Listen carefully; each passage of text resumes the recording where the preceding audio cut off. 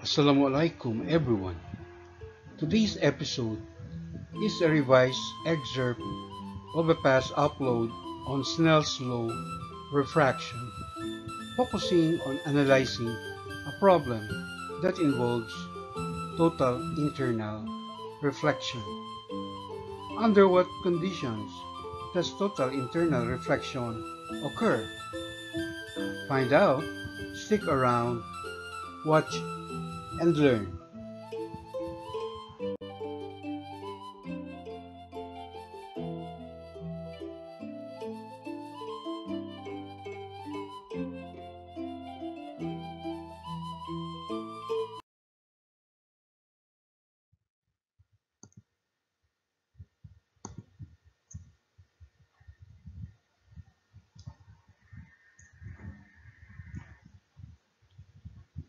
The given question is: light is incident along the normal on face AB of a glass prism of refractive index 1.52 as shown in the figure. Find the largest value the angle alpha can have without any light refracted out of the prism at face AC if, case letter A, the prism is immersed in air, and case letter B, the prism is immersed in water. Let the value of the refractive index of air be equal to 1.00 and that of water be equal to 1.33.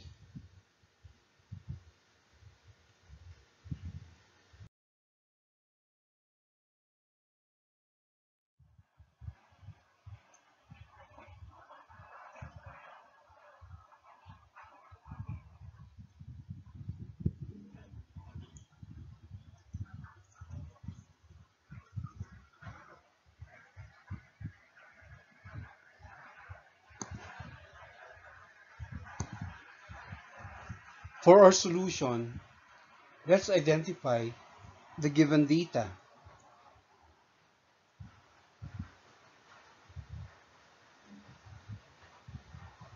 Alright? So we are given the refractive index for the glass prism, which is 1.52. We are also given the refractive index of water, that is equal to 1.33, and the refractive index of air, which is equal to 1.00. And since the incident ray, the incident ray is exactly perpendicular to the interface AB, it is able to enter the glass prism undeflected. So it goes straight to interface AC. Alright? Will this light emerge from the glass prism, or will it be reflected internally? So we first indicate the normal line perpendicular to interface AC. Notice that the side of the triangle BC, alright? So line BC is parallel to the path of the incident ray. So these two lines bisect line AC, alright? Or interface AC. Hence, the given angle alpha at the vertex C is equal to the angle between the incident ray and the line AC. Alright? So, that angle is also angle alpha. And our target variable is the largest value the angle alpha can have without any light refracted out of the prism at phase AC. And we will denote that angle as beta.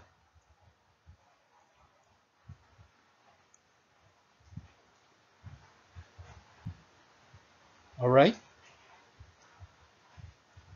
And based on Snell's law, we will have the greatest value of this angle beta,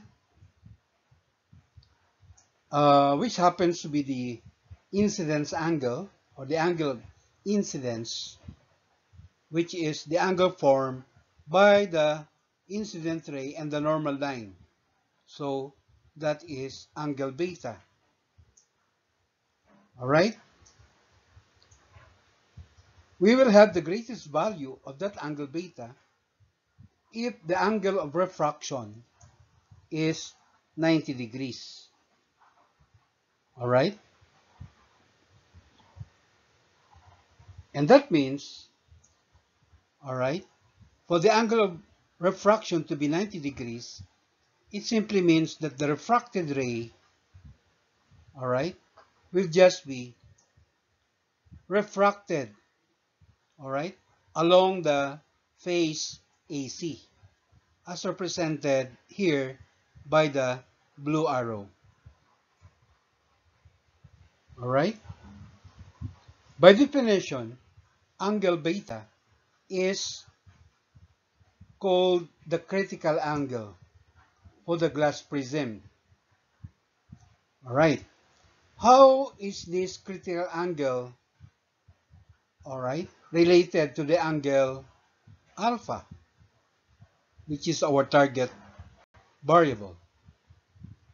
We'll find this out, or we'll find that out in just a short while.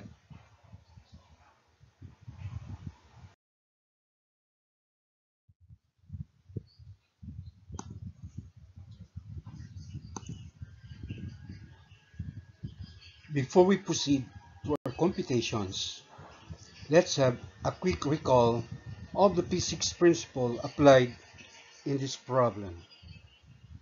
That is Snell's law of refraction of light, which mathematically is expressed as n sub 1 sine beta equals n sub 2 sine theta, where beta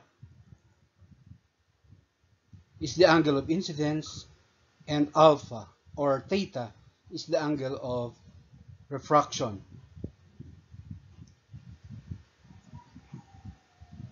And of course, n1 and n2 are the indices of refraction of medium 1 and medium 2 respectively.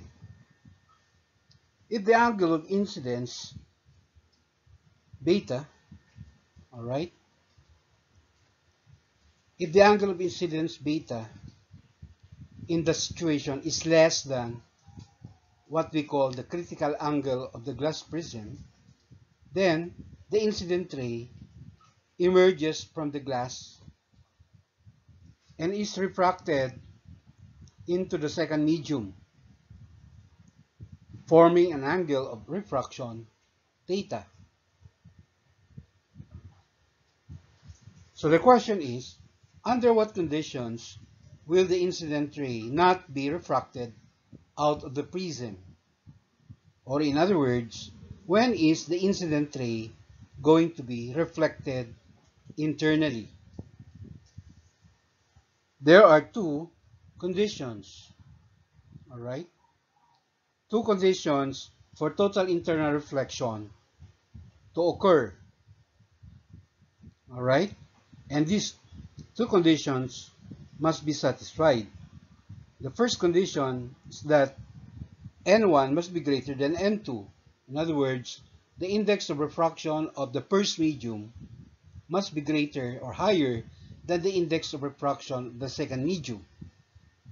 In this situation, the index of refraction of the glass prism, all right, is higher than either the index of refraction of the air or the index of refraction of water. So the first condition in this problem is satisfied, while the second condition, the angle of incidence beta must be greater than what we call the critical angle of the material of the first medium. All right. So if that second condition is satisfied, then uh, the incident ray, okay, gets reflected internally from phase AC. All right. And the reflected ray is as shown by the second red arrow, forming an angle of reflection labeled here as beta prime. All right. So the law of reflection of light will apply in this situation. That is, the angle of incidence beta is just equal to the angle of reflection beta prime. And the formula for finding the critical angle of a material, such as in this example, the glass prism, all right, is actually based on the Snell's law equation. All right. If the angle of refraction theta in this Snell's law equation, all right, if theta is exactly equal to 90 degrees, then we know that sine of 90 degrees is just equal to 1. All right. So that will give us the working equation for finding the critical angle beta, or we will denote that as beta sub c. All right. Critical angle beta sub c will simply be equal to the arc sine, or the inverse sine value of n2 over n1. All right. So n2 refers to the index of refraction of the second medium, while n1 is the index of refraction of the first medium. It is called critical angle, all right, because it is the maximum value of the angle of incidence above which the incident ray will no longer get refracted, all right, out of the first medium. Instead, it will be reflected internally as what is shown in this diagram. All right. So in this problem, we are actually looking for the largest value of the angle alpha. All right. Angle alpha happens to be the complementary angle of the critical angle beta.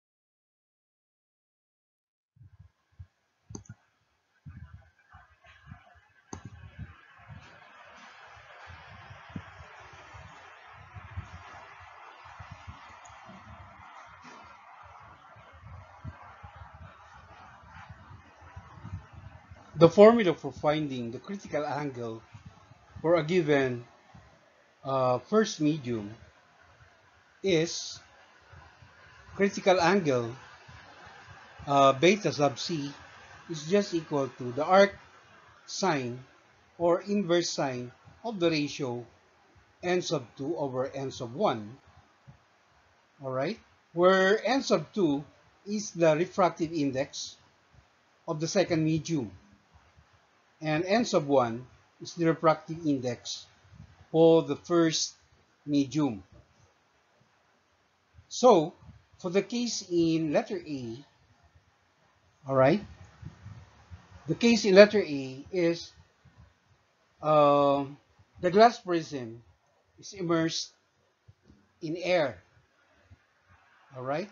So we find the critical angle beta sub c equal to the arcsine of quantity 1.00 over 1.52.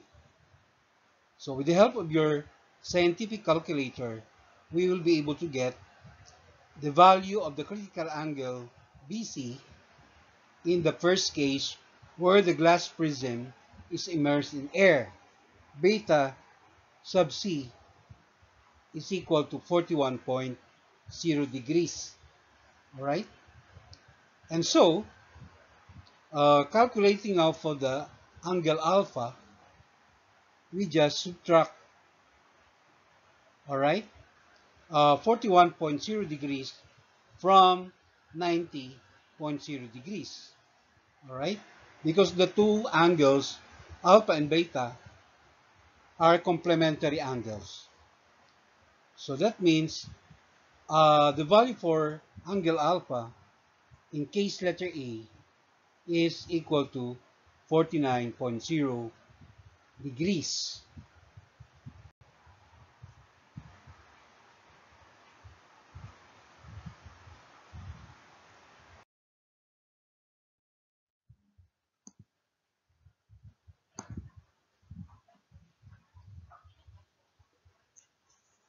Finally, for the case in letter B,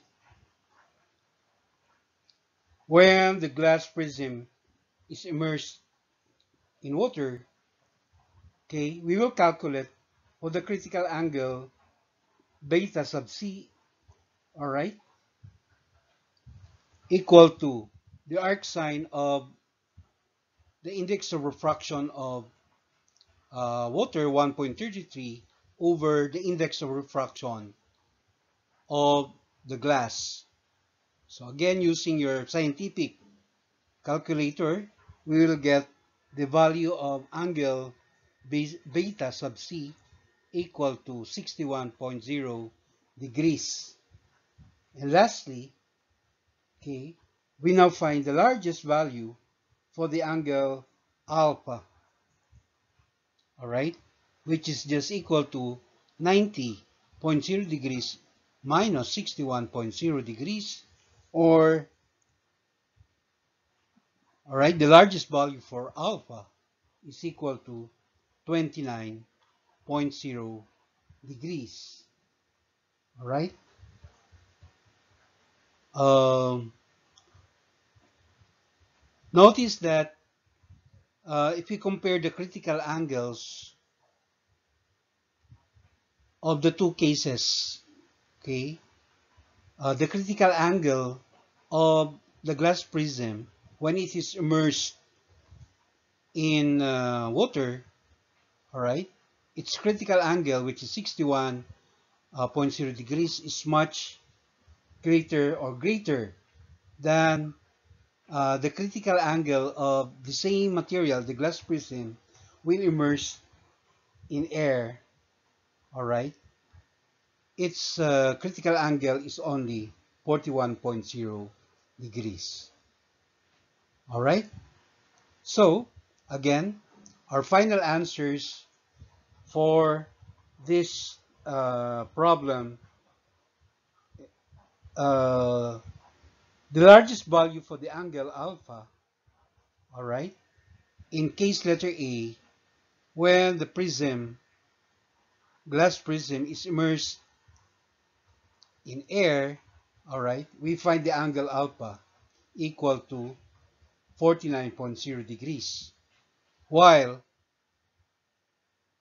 in case letter B, where the glass prism is immersed in water, we find the largest value for alpha, which is 29.0 degrees. So, that's it. We are done. Until the next episode, inshallah.